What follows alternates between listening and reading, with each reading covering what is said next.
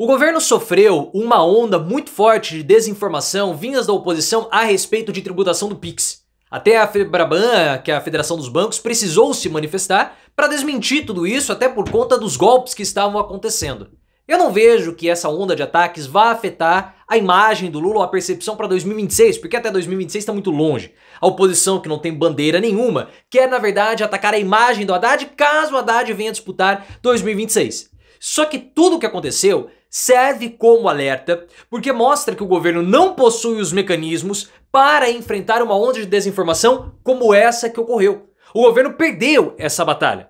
Vai ganhar no longo prazo, porque a população vai perceber que toda essa história de tributação do Pix é mentira. Mas, em um período curto, como no período de campanha, pode ser que o governo não tenha estrutura para isso. Ainda mais nesse momento, que nós estamos vendo como as grandes empresas de tecnologia, as Big Techs, têm tentado influenciar nas disputas locais ou nas disputas presidenciais em troca de favores e outros tipos de benefícios. Em 2018, Bolsonaro conseguiu ter vantagem, apesar de eu não considerar que as fake news daquela época tiveram um papel tão preponderante assim, mas as notícias acabaram ajudando, as notícias falsas ajudando Bolsonaro a vencer 2018. Qual a sua opinião sobre como o governo poderia enfrentar essa onda de desinformação? Você acha que Bolsonaro venceu 2018 por conta das notícias falsas ou outros fatores influenciaram mais? Pimenta com o ministro Secom foi uma perda de tempo? O governo corre perigo para 26? Deixa o like no vídeo, claro, e se inscreva também no canal. O governo, como você viu, sofreu uma onda de desinformação por conta da fiscalização a respeito do Pix, porque existem muitas transações que não são vasculhadas, muita sonegação, e o governo está querendo avaliar e averiguar isso melhor, manter um controle maior. E a oposição utilizou esse episódio para falar que haveria uma taxação em cima do Pix. Claro que tudo isso é mentira, e por conta dessa ação da oposição, vários criminosos conseguiram criar golpes que pegaram as pessoas que estavam desavisadas. A onda de desinformação foi tão grande, mas tão grande, que o governo não conseguiu reagir. O governo não tem, e isso ficou muito claro com esse episódio do Pix, não tem instrumentos para combater de modo rápido, célere, uma onda de desinformação. O Pimenta, que a gente sempre criticou aqui no canal, ficou 2 anos à frente da Secom e não conseguiu criar absolutamente nada. Ele foi uma perda de tempo, porque ele não criou canais, ele não criou plano de ação, ele não criou nada. A reação do governo foi uma reação tímida. Todos deveriam agir, todos os ministérios, fazendo uma comunicação ampla, rápida, inclusive tentando utilizar também os seus partidos e os seus políticos. Usando as suas bases de governo. A União Brasil não possui ali a sua base sólida, não é? Mas alguns políticos da União Brasil são base de apoio do governo. Então deveria haver uma coordenação maior nesse sentido, o que não aconteceu.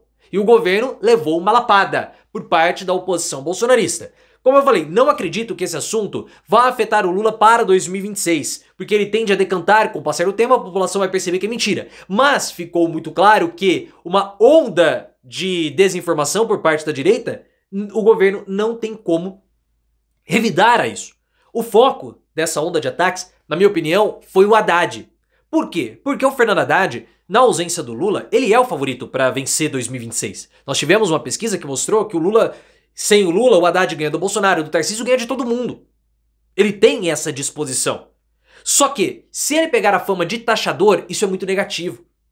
A taxa das blusinhas, a taxa do Pix. Então isso afeta o Lula de modo marginal ou indireto, porque está sendo atacado o governo dele e o ministro da Fazenda, mas a imagem do Lula, ela é um pouco impermeável nesse sentido.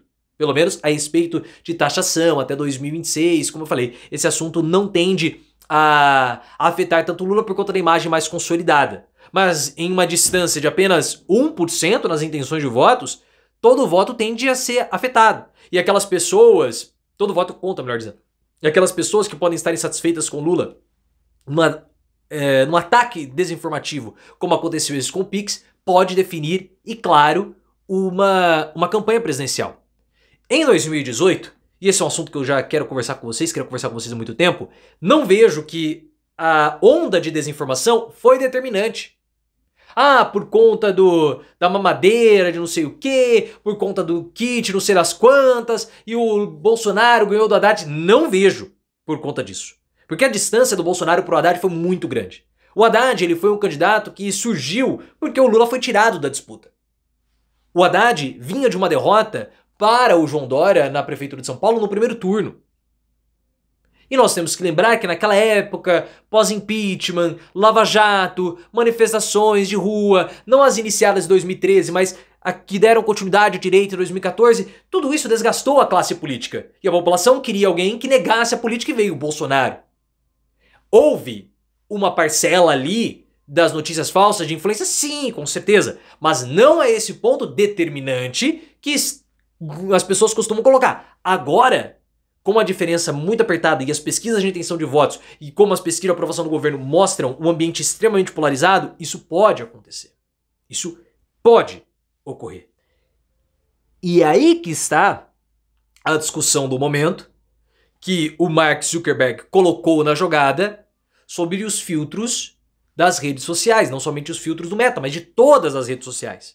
Porque existem os filtros simplesmente para deixar você mais bonito, que no meu caso não preciso, mas os filtros de moderação de conteúdo a respeito de propagação de notícia falsa. Esse assunto, ele precisa ser discutido porque as grandes empresas de tecnologia, elas têm condições de influenciar nas disputas locais. O Musk conseguiu fazer isso nos Estados Unidos. E ele está fazendo isso na Alemanha. Na França, o Macron já falou, esses caras estão influenciando diretamente a nossa política interna. Porque eles podem usar e eles querem usar a influência deles para definirem o futuro dos países para que não haja regulamentação, tributação, taxações, enfim. Eles querem benefícios para que as empresas possam operar. E quando eu falo de regulamentação, não é somente regulamentação de liberdade de expressão, regulamentação de usuário. Em alguns países do mundo, você tem que ter mais de 18 anos para poder criar uma conta na rede social. E pessoas com menos de 18, na casa dos 16, 18 anos, precisam ter documento. Para você criar um dispositivo para verificar um documento, isso é caro, vai dinheiro, gasta mais energia.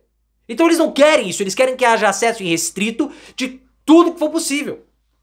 Só que os governos estão em um embate contra essas plataformas digitais. E tudo isso aumenta custo, aumenta a demanda, cria uma redução de poder por parte dessas plataformas. E os empresários do Vale do Silício podem muito bem fazer esse tipo de influência, determinando os vitoriosos em cada disputa presidencial. Além do que, existe toda a discussão a respeito de tributação.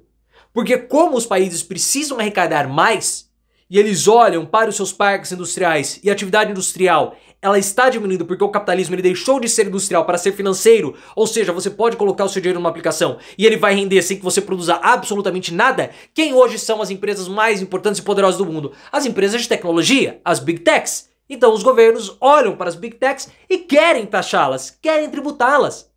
Mas eles não querem fazer isso, então eles fazem um lobby, não somente lobby congressual, não somente lobby no Congresso, mas lobby diretamente com o presidente da República para fazer o quê? Para empurrar a discussão mais para frente. Tudo isso faz parte dessa grande discussão que nós vivemos no momento sobre liberdade de expressão, democracia, a grande influência que poucas empresas possuem, não mais influência de países, mas influência das empresas. Talvez até mesmo se sobrepondo à vontade e à soberania nacional. Hoje, os Estados Unidos possuem uma soberania nacional? As vontades serão feitas a partir de Donald Trump, das empresas locais ou do Vale do Silício? Quem vai ter mais peso nessa discussão dos rumos da democracia ou do próprio Estados Unidos? É muito difícil nós sabermos o que vai acontecer. Por isso que o governo precisa estar mais atento e principalmente criar dispositivos para rebater de modo rápido, célere, as notícias falsas. E essa história do Pix mostrou que o governo não tem essa estrutura.